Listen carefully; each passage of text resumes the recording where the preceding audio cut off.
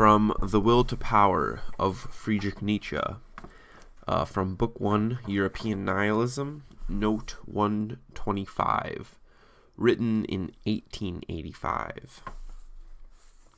Socialism, as the logical conclusion of the tyranny of the least and the dumbest, i.e., those who are superficial, envious, and three-quarters actors, is indeed entailed by modern ideas and their latent anarchism.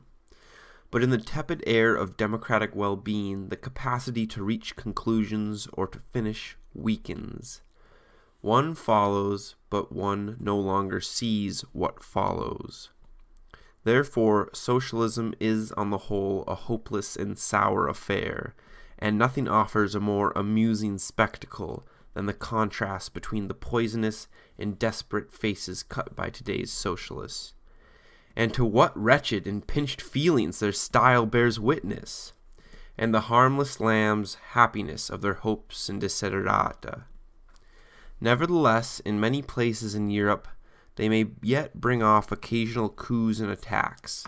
There will be deep rumblings in the stomach of the next century, and the Paris Commune, which has its apologists and advocates in Germany, too, was perhaps no more than a minor indigestion compared to what is coming.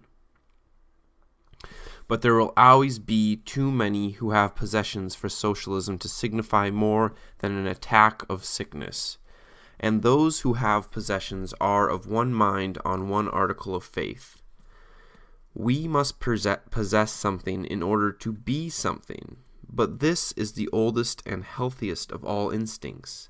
I should add, one must want to have more than one has in order to become more.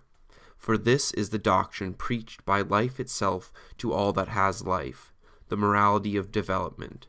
To have and to want to have more, growth, in a word, that is life itself. In the doctrine of socialism there is hidden, rather badly, a will to negate life. The human beings or races that think up such a doctrine must be bungled. Indeed, I should wish that a few great experiments might prove that in a socialist society life negates itself, cuts off its own roots. The earth is large enough and man still sufficiently unexhausted. Hence such a practical instruction, and demonstratio ad absurdum, would not strike me as undesirable, even if it were gained and paid for with a tremendous expenditure of human lives. In any case, even as a restless mole under the soil of a society that wallows in stupidity, socialism will be able to be something useful and therapeutic. It delays peace on earth and the total mollification of the democratic herd animal.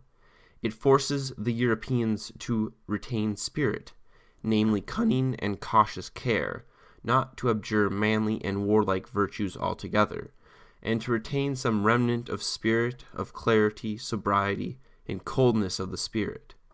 It protects Europe for the time being from the marasmus femininus that threatens it.